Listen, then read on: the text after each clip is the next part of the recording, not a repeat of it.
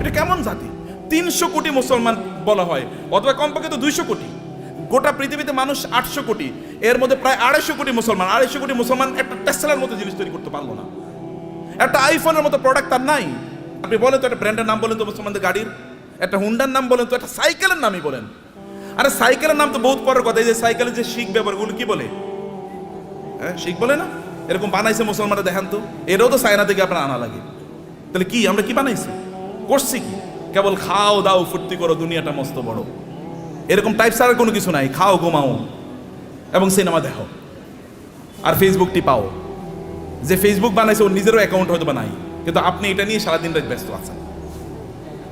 ও যে ইউটিউব বানাইছে ও এটা ব্যবসায়ী হাউস, তার এখান থেকে সে বিলিয়নস অফ ডলার্স ইনকাম করে নিচ্ছে, কিন্তু আপনি ওইটাই দেখেন এবং আপনি বলেন পাগলের সুখ মনে মানে। আপনি আমি কত সুখী, সারা রাত বইরা সিনেমা দেখতেছি, মজা কারে বলে?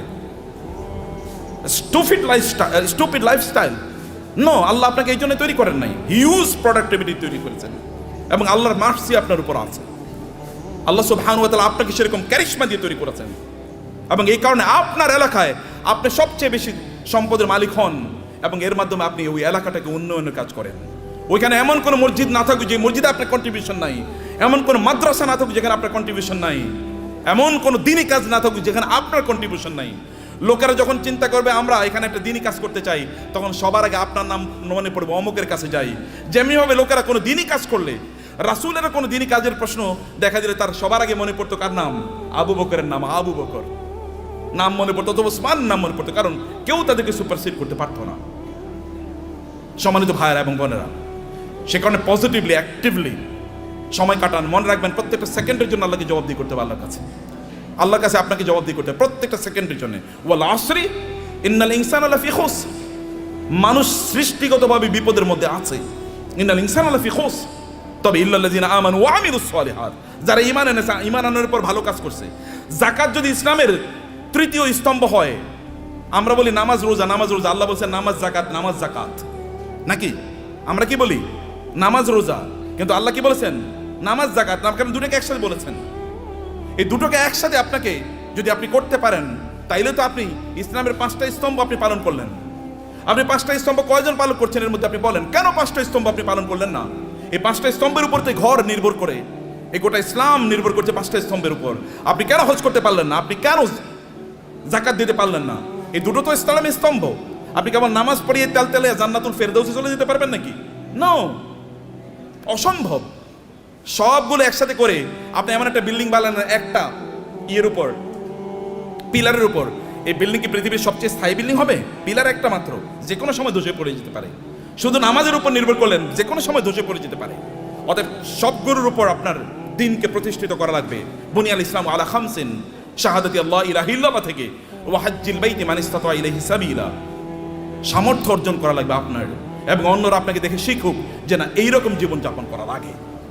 অন্যরা আপনাকে দেখুক এরকম জীবনযাপন। কিন্তু আপনি সম্পদ উপার্জন করার একমাত্র কারণ যেন না হয় কারুন টাইপের জীবনযাপন করা। কারুন টাইপের জীবনযাপন করা কি? আল্লাহ সুবহানাহু বলেছেন ইন্না কারুনা কানা মিন কওমি মূসা ফাবাগা আলাইহিম। কারুন ছিল মূসা আলাইহিস সালামের তার বংশের লোক, অর্থাৎ বনি ইসরাইলের লোক। কিন্তু এই বনি ইসরাইলের উপরে সে জুলুম অত্যাচার করা শুরু করে দিয়েছে। যেমন আমাদের দেশে দেখবেন, আমাদের দেশে লোকেরা ব্যবসা করতেছে কিন্তু টাকা পাচার করতেছে অন্য দেশে। আছে কিনা এরকম? বুঝেন না আপনারা? ব্যবসা করতেছে এই দেশের মানুষের, কিন্তু টাকা পাচার করতেছে আরেক দেশে। আরেক দেশের ব্যাংকে গিয়ে তার সকল টাকা খুঁজে পাওয়া যায়। এর চেয়ে বড় জালিম আল্লাহর জমিনে আর হতে পারে না। কারণ আপনি যেখানে ইনকাম করেছেন ওই অঞ্চলের মানুষের হক আছে আপনার উপর, কারণ তাদেরকে দিয়ে আপনি ইনকাম করেছেন, তাদের উন্নয়নের জন্য আপনাকে কাজ করা লাগবে। ফেরাউনি মানে কারুনি টাইপ এরকম, যে কারুন এরকম করেছে কিন্তু সেই লোকজনের উপর সে জুলুম এবং অত্যাচার চালিয়ে দিল, এবং তার কি পরিমাণ সম্পদ ছিল আল্লাহ তাআলা বলেছেন যে ওয়া আতাইনাহু মিনাল কুনুজি মা ইন্না মাফাতিহাহু লাতানু বিল উসবাতি উলিল কুওয়া, যে তার এত সম্পদ আল্লাহ তাআলা তাকে দিয়েছেন, সে কিন্তু গরিব একটা জাতির একজন, গরিব জাতি মানে হচ্ছে বনি ইসরাইল। বনি ইসরাইল কিন্তু কৃতদাস, ফেরাউন তাদেরকে কৃতদাস বানিয়ে রেখেছিল, তাদেরই একজন, কিন্তু প্রচুর পরিমাণ সম্পদের মালিক হয়েছে। সম্পদের মালিক হয়েছে এদের মাঝে ব্যবসা করার কারণেই, ব্যবসা করার মাধ্যমেই। কিন্তু এবং তার এত পরিমাণ সম্পদ যে তার সম্পদগুলো সোনা দানা এগুলো যেই সিন্ধুকে রাখতো, ওই সিন্ধুকগুলোর চাবি বহন করার জন্য একটা বিশাল গ্রুপ অফ পিপল লাগতো। কি পরিমাণ তার সিন্ধু ছিল, কি পরিমাণ সম্পদ ছিল তার। এরকম সম্পদ এর মালিক হওয়ার পরে এরপরে তিনি কি করেছেন? তিনি প্রচন্ড অহংকারী জীবনযাপন করতেন, আনন্দ ফুর্তি নিয়ে ব্যস্ত থাকতেন। ভালো করে শুনুন, আপনাদের গল্প বলছি। আনন্দ ফুর্তি কি? অনেক টাকা। অতএব আজকে ফ্যামিলি সহ চিন্তা করতো আজকে আমরা কক্সবাজারের ট্যুরে যাব। ওকে, কক্সবাজারের ট্যুর শেষ, মজা শেষ, ওইখানে আনন্দ ফুর্তি করে আগামীকাল আমরা সাজেকে যাব। সাজেকের মজা শেষ, সিলেটে যাব। সিলেটের মজা শেষ, সিঙ্গাপুরে যাব। সিঙ্গাপুরের মজা শেষ, আমেরিকা যাব, না এরপরে কানাডাতে যাব। একটার পর একটা কেবল ঘুরে বেড়াচ্ছে, আনন্দ ফুর্তি করছে, আর ফেসবুকে পোস্ট দিচ্ছে, আলহামদুলিল্লাহ আমি খুব ভালো আছি। এরকম যখন পোস্ট দেয় তখন কি হয়? আপনি কেবল আনন্দ ফুর্তি করে বেড়াচ্ছেন।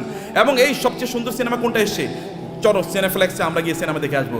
সিনেফ্লেক্সে ঢোকার আগে এরকম একটা বিশাল বড় ফেসবুকে একটা পোস্ট দিয়ে বললো, এখন মাত্র সিনেফ্লেক্সে আমি ঢুকতেছি সিনেমা দেখার জন্য। মানুষের দেখাচ্ছে তার প্রচুর পরিমাণ সম্পদ এবং বিশাল গাড়ি হাঁকিয়ে যখন তিনি গ্রামে যান, ওইখানে উইন্ডো খোলেন না, অথবা তার এলাকায় যখন যান তখন তিনি মহা অহংকারী, কেউ তার কাছেও আসতে পারে না। অনেক পরিমাণ সম্পদ আর আছে, এটা কেবলমাত্র নিজের ভোগ বিলাসের জন্য তিনি ব্যবহার করছেন এবং ব্যয় করছেন। কেবল নিজের ভোগ ছাড়া অন্য কোনো কিছু নাই তার নিজের। কারণ সে নিজে মনে করে যে আমি ইনকাম করেছি, আমি নিজেই ভোগ করব। এবং কারণ কিন্তু একই কাজ করেছে। কারণকে তার সম্প্রদায়ের লোকেরা বলেছে, তুমি এত অহংকার করো না, তুমি এত আনন্দ ফুর্তি নিয়ে ব্যস্ত থেকো না, তুমি যিনি তোমাকে সম্পদ দিয়েছেন তার প্রতি কিছু কৃতজ্ঞ থাকো। ওয়াবতাগি ফীমা আতাকাল্লাহু দারাল আখিরা, আল্লাহ তোমাকে যে সম্পদ দিয়েছেন এই সম্পদকে ব্যবহার করে আখেরাত অর্জন করো, অর্থাৎ জান্নাত অর্জন করো। শুনুন, সম্পদ উপার্জন করেছেন কেবল নিজের জন্য না।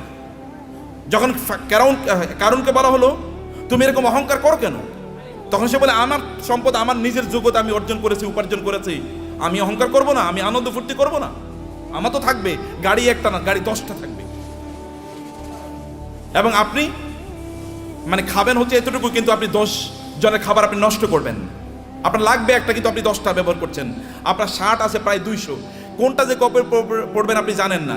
যদি প্রতিদিন একটা করে পড়েন তাইলে এরপরে সর্বশেষ শার্টটা পরার জন্য 3 বছর পরে শার্ট পড়তে পারবেন। এইভাবে আপনি আপনার লাইফস্টাইলকে তৈরি করে রেখেছেন। এটা ছাড়া আপনি কোনো কিছুই বুঝেন নাই। এবং মানুষকে আপনি দেখিয়ে বেড়ান আপনি কি পরিমাণ সম্পদের মালিক হয়েছেন। সম্পদের মালিক ব্যক্তি তার নিজের যোগ্যতা হতে পারে না। আপনি তৌহিদ ভাইকে জিজ্ঞেস করে দেখেন, সম্পদের মালিক হওয়ার জন্য আল্লাহর স্পেশাল অনুমোদন লাগে, আল্লাহর রহমত লাগে। আল্লাহ রহমত না দিলে কোনোদিন কেউ সম্পদের মালিক হতে পারে না। চেষ্টা করে সম্পদের মালিক, আপনি প্রচুর পরিশ্রম করবেন, এই কারণে সম্পদের মালিক হবেন এটা নয়। নাহলে রিক্সাওয়ালারাই সবচেয়ে বেশি সম্পদের মালিক হতো, অর্থাৎ দিন মজুররাই সবচেয়ে বেশি সম্পদের মালিক হতো। নো, আল্লাহ সুবহানাহু ওয়া তাআলা আপনাকে দেন পরীক্ষা করার জন্য। কিন্তু আপনি এই সম্পদ, আমি এই কথা আপনাকে বলবো না যে টাকা ইনকাম করেন আর কেবল কথিত আল্লাহ সুবহানাহু ওয়া তাআলার রাস্তায় ফি সাবিলিল্লাহ ছাড়িয়ে আপনি এটাকে ব্যবহার করেন, আমি তা বলছি না। আমি বলছি হারাম কাজে এগুলোকে ব্যবহার করেন না, সিনেমা দেখার জন্য ব্যবহার করবেন না। লেটেস্ট কি সিনেমা তৈরি হয়েছে এটা নিয়ে কিনে নিয়ে আসো এবং সবাইকে নিয়ে আনন্দ ফুর্তি করে বেড়াবেন। অথবা আপনার ছেলে মেয়ে, ওয়াইফ ইত্যাদিকে নিয়ে, বাচ্চাদেরকে নিয়ে আপনি যাবেন বিভিন্ন জায়গায় বেড়ানোর জন্য। আনন্দ ফুর্তিতে মেশে থাকবেন, লাল পানি খাবেন, অথবা জুয়া খেলবেন, অথবা অন্যান্য ফুর্তি ফ্যাশন করে বেড়াবেন। সেখানে কোনো দিনী পরিবেশ নাই, দিনী কোনো আচরণ নাই, এবং এর মধ্যে আপনি আনন্দ খুঁজে বেড়াচ্ছেন। আপনার টাকা আপনি এইভাবে ব্যয় করছেন। এই অর্থ ব্যয়ের মাধ্যমে আপনি জান্নাত কিনছেন না জাহান্নাম কিনছেন? আপনি কিনছেন জাহান্নাম, অথচ আল্লাহ অনুগ্রহ করে আপনাকে সম্পদ দিয়েছেন। আপনার সম্পদ ব্যবহার করে আপনি জান্নাত কেনেন। এগুলোকে হালাল উপায় ব্যবহার করলে আপনার জান্নাত কেন হয়ে যায়? আপনি হালাল ভাবে চলেন, নো প্রবলেম। এমনকি আপনার স্ত্রীর জন্য যদি আপনি গোলাপ ফুল কিনে নিয়ে যান, সেটাও আপনার জন্য কি, সেটাও কি সওয়াব। বলবে নতুন ফতোয়া নিয়ে আইছে, নতুন ফতোয়া, এটাই পুরান ফতোয়া, এটাই পুরান ফতোয়া। আপনার স্ত্রীর জন্য আপনি টাকা ইনকাম করেছেন, স্ত্রীর জন্য গোলাপ ফুল কিনে নিয়ে যান, তার জন্য নতুন একটা আইটেম কিনে নিয়ে যান এবং তাকে খুশি করেন। কারণ তাইলে আপনার সংসার ঠিক থাকবে, আপনার সন্তানটা ঠিক মতো চলবে। এটাও কি, এটাও দিনদারি, এটাও ইবাদত। অতএব আপনি হালাল পথে আপনার সম্পদগুলো ব্যবহার করেন। এর মাধ্যমে আপনি ওয়াবতাগি ফীমা আতাকাল্লাহু দারাল আখিরা ওয়ালা তানসা নাসিবাকা মিনাদ দুনিয়া।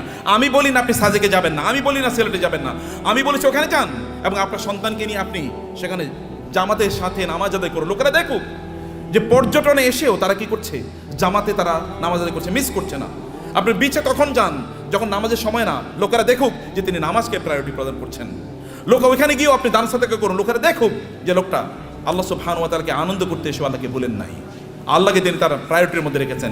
ওইখানে আপনি গিয়েছেন, এখন অর্ধ উলঙ্গ হয়ে আপনি ঘুরবেন না। আপনার স্ত্রী, তিনি সেখানে পর্দার মধ্যে থাকবেন না, আপনি তাকে দেখিয়ে দেখিয়ে শোপিসের মধ্যে, চিড়িয়াখানার চিড়িয়ার মতো তাকে এরকম দেখায় বেড়াবেন, এরকম করবেন না। তাইলে আপনি কি হলো, আপনার সম্পদ দিয়ে আপনি জান্নাত উপার্জন করলেন, জাহান্নাম আপনি উপার্জন করলেন না। আপনার সম্পদের কারণে অন্যকে ছোট তুচ্ছ তাচ্ছিল্য করে দেখবেন না, দেখাবেন না। আপনার ড্রাইভার, তাকে তুই করে বলা, আপনার সন্তানও তাকে তুই করে বলে, আপনি তুই করে বলছেন।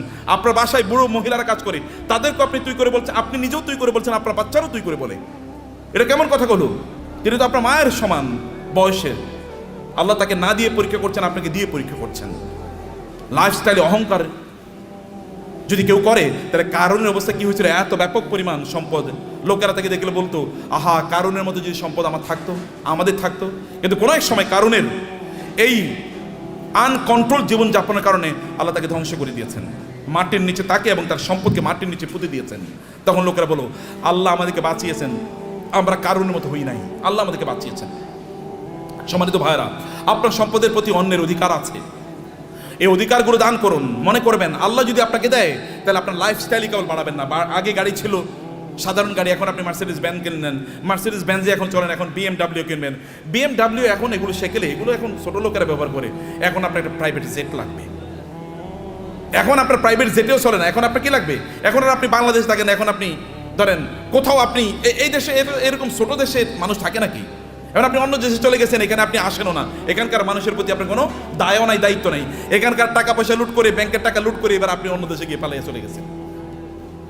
এরকম যেন কোনো অবস্থা না হয়। আপনাকে নিশ্চয়ই আপনাকে এই দেশের মানুষের প্রতি আপনার যে দায় আছে, এই দায়িত্ব আপনাকে পালন করতে হবে। আমি এই বলার কথা বলি আপনাদেরকে শেষ করছি প্রিয় ভাইরা। তা হলো, এক নম্বর যে সম্পদের মালিক হন এবং হালালভাবে পবিত্রভাবে সম্পদের মালিক হন। মালিক অর্জনের চেষ্টা করুন, দিনরাত যা কাজ করবেন। আপনি যদি সম্পদের মালিক হওয়ার জন্য দৌড়ান, এই দৌড়টাকে আল্লাহ সুবহানাহু ওয়া তাআলা ইবাদত হিসেবে আপনার আমলনামায় লিখে দেবে। এবং দুই নম্বর বিষয় হচ্ছে, যা আয় ইনকাম করছেন, এগুলো কেবল আপনি নিজের জন্য করছেন এরকম না, মানুষের সাথে ভাগাভাগি করেন। অন্যের অধিকার আছে, পাড়া প্রতিবেশীর অধিকার আছে, আত্মীয় স্বজনের অধিকার আছে। আপনার আত্মীয়রা তারা খারাপ অবস্থায় আছে, আর আপনি পশ লাইফ লিড করেন। আপনি মুসলমান না? আপনার এতটুকু সামান্য আত্মমর্যাদা নাই, আপনার মানবিকতা নাই, মানবিক মূল্যবোধ নাই। কিয়ামতের দিন আল্লাহর সামনে দাঁড়াবেন, আল্লাহ আপনাকে বলবে, তুমি এত ভালো জীবনযাপন করেছো আর তোমার আত্মীয়রা না খেয়ে মারা গিয়েছে। সেদিন কি উত্তর দেবেন? সেদিন বলবেন, আল্লাহ আমার আবার দুনিয়ায় পাঠাও, আমি দুনিয়ায় প্রচুর পরিমাণ দান সাদাকা করে এবার আমি আখিরাতে আসতে চাই। কেউ সেদিন আর পৃথিবীতে আল্লাহ তাআলা আমাদেরকে ফেরত পাঠাবেন না, কারণ দুনিয়া একবার। দুনিয়া কি একবার। নিজেরা অনেক বড় হন ভাইয়েরা, অনেক বড় হন। এই গোটা পৃথিবীর সম্পদ যদি ভালো মানুষের হাতে থাকে, তাইলে কি ওগুলো দিয়ে সিনেমা বানাইবো বলুন তো? আচ্ছা, আমাদের তৌহিদ ভাই কি ওনার টাকা দিয়ে সিনেমা বানাইবো কোনোদিন? নাটক বানাবে? LGBTকে প্রমোট করবে? অশ্লীলতাকে প্রমোট করবে? কোনো কিছু করবে না। হলে ভালো কাজে চলবে, অথবা এই যে আপনাদের জন্য ব্যয় হবে, অথবা দেশের উন্নয়নে সেটা কাজে লাগবে। এরকম মানুষের হাতে সম্পদ থাকা উচিত, এবং আপনি নিজকে ওরকম একজন রোল মডেল তৈরি করেন, এরকম একজন মানুষের পরে। এটা কিন্তু আল্লাহর নির্দেশ।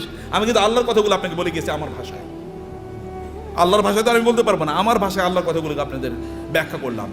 আমাদের সম্পদের কারণে যেন আমরা অহংকারী না হয়ে উঠি, আমরা কেবল যেন শো অফ না করি, আমি দেখাই যে আমার এরকম আছে, এবং অন্যরা এটা দেখে ইনফেরিয়রিটি কমপ্লেক্স, এটা যেন না হয়।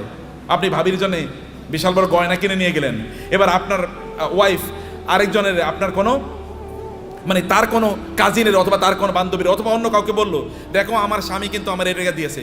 এরপরে উনি তো তার স্বামীর সাথে এবার ঝগড়া বিপদ লাগলো, আমার বান্ধবীরে, আমার বান্ধবীর স্বামী এরকম দিয়েছে, তুমি আমারে দিলা না, তো তুমি তো আমার প্রতি জুলুম করছো, আমি তোমার বিয়া করে জীবনটা শেষ হয়ে গেল আমার। এটা শো অফ করার জন্য না, আল্লাহর প্রতি কৃতজ্ঞতা। যত আল্লাহ দেবেন তত কৃতজ্ঞতা বাড়িয়ে দেন। আল্লাহ আপনার মাথা উঁচু করে দিয়েছেন, যিনি মাথা উঁচু করে দিয়েছেন তার জন্য মাথাটা কি হবে? অবনত হবে, সেজদায় বেশি লুটিয়ে পড়তে হবে, তাইলে তিনি আপনার মাথাকে উঁচু করে দেবেন। থ্যাংক ইউ ভেরি মাচ, জাযাকুমুল্লাহ খায়র। আল্লাহ সুবহানাহু ওয়া তাআলা আমাদের সবাইকে অনেক অনেক কল্যাণ দান করুন। আল্লাহুম্মা আমিন। আযা ওয়া সাল্লাল্লাহু সুবহানাহু ওয়া তাআলা নবিয়ানা মুহাম্মদ ওয়া আলিহি ওয়া সাহবিহি আজমাইন। সুবহানাকাল্লাহুম্মা ওয়া বিহামদিক, আশহাদু আল্লা ইলাহা ইল্লা আনতা আস্তাগফিরুকা ওয়া আতুবু ইলাইক। ওয়াসসালামু আলাইকুম ওয়া রাহমাতুল্লাহি ওয়া বারাকাতুহু।